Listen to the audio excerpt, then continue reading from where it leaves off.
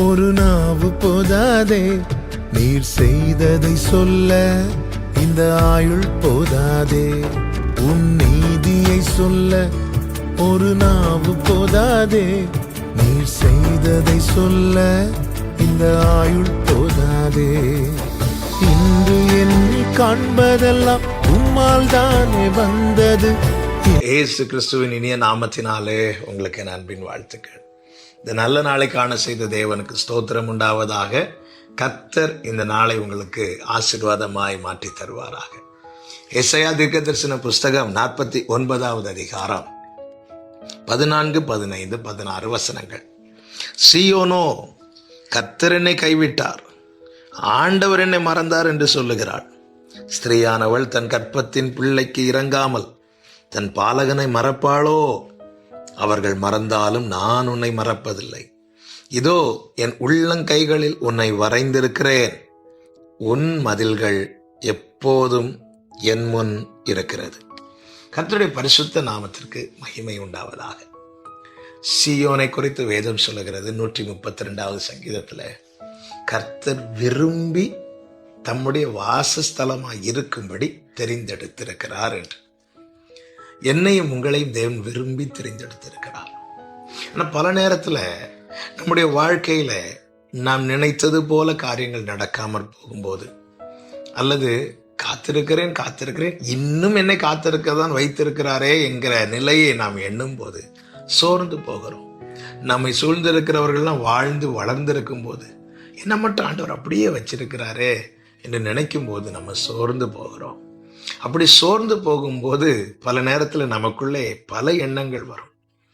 எத்தனையோ பேர் தங்கள் பாரங்களை சொல்லி ஜெபிக்கும் போது இந்த வார்த்தையை சொல்லியிருக்கிறார், ஆண்டவர் எங்களை கைவிட்டு விட்டார், ஆண்டவர் எங்களுக்கு நீதி செய்திருக்க வேண்டும் அல்லவா, ஆண்டவரும் இதை செய்யாம விட்டுட்டாரே. அப்படிதான் சீயோன் சொல்லுகிறார், கர்த்தர் என்னை கைவிட்டார், ஆண்டவர் என்னை மறந்தார் என்று. அப்பொழுது கர்த்தர் என்ன பதில் சொல்லுகிறார் பாருங்கள். ஸ்திரீயானவள் தன் கற்பத்தின் பிள்ளைக்கு இறங்காமல் தன் பாலகனை மறப்பாளோ என்று. இங்கே ஒரு காரியத்தை ஆண்டவர் சொல்லும் போது எதை நினைவுபடுத்துகிறார் தெரியுமா? உன்னை நான் சும்மா என்னுடையவனாய் இருக்க தெரிந்தெடுக்கவில்லை, உன்னை நான் ஜெனிப்பித்திருக்கிறேன். உபாகம் 32 சொல்லப்பட்டிருக்கிறது, உன்னை பெற்ற தேவன், உன்னை ஜெனிப்பித்த கன்மலை. ஒரு தாய் குழந்தையை பெற்றெடுக்க ஒரு பிரசவ வேதனை உண்டாகும். அந்த வலியை அனுபவித்துதான் அந்த தாய் தன் குழந்தையை பெற்றெடுக்கிறாள்.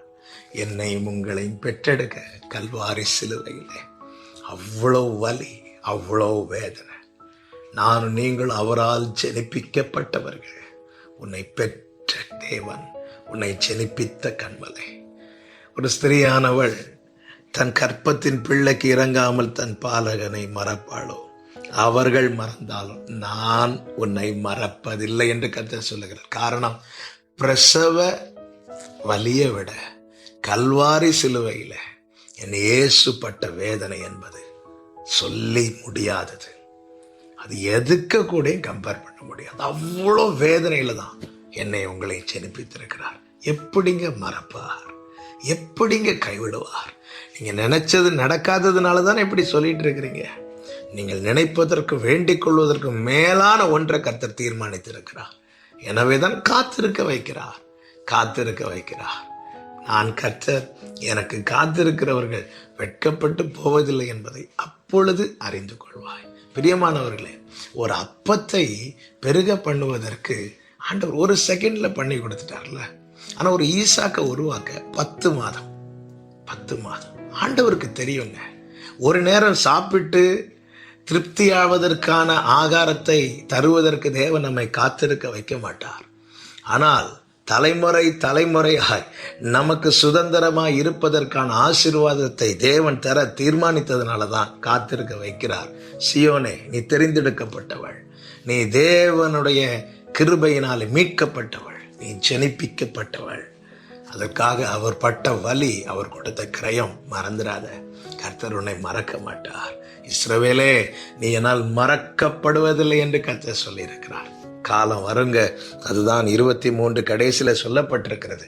நான் கர்த்தர், எனக்கு காத்திருக்கிறவர்கள் வெட்கப்படுவதில்லை என்பதை அப்பொழுது, தேவன் குறித்த நாள் இருக்குல்ல, அப்பொழுது அறிந்து கொள்வாய். இயேசுவின் நாமத்திலே இந்த புலம்பலோடு இதை கேட்டுக்கொண்டிருக்கிற ஒவ்வொருவருக்கும் சொல்லுகிறேன், வெட்கப்பட்டு போக மாட்டீங்க. அவருக்கெல்லாம் காத்திருக்கிறீங்க. கர்த்தர் நல்லவர். கர்த்தர் உங்களை ஆசீர்வதிப்பாராக. தகப்பனே, நீர் எங்களை கைவிட மாட்டீர். ஆமென். சிலுவையில் அவ்வளோ சகிச்சது எங்களை கைவிடக்கூடாது என்பதற்காக. நல்ல தகப்பனே, நன்றி அப்பா. பல நேரத்தில் காத்திருக்கும் நாட்கள் அதிகமாகும் போது ஆண்டவர் மறந்துட்டாரோ, கைவிட்டுட்டாரோ அப்படின்னு நாங்கள் நினைக்கிறோம். அது எங்கள் பலவீனம். தயவாய் மன்னியும் ஆண்டவரை. இன்னும் நீர் எங்களுக்கு தந்த மீட்பை எண்ணி உமக்கு காத்திருக்க கிருபை தாரும். இயேசுவின் நாமத்தில் பிதாவே, ஆமென்.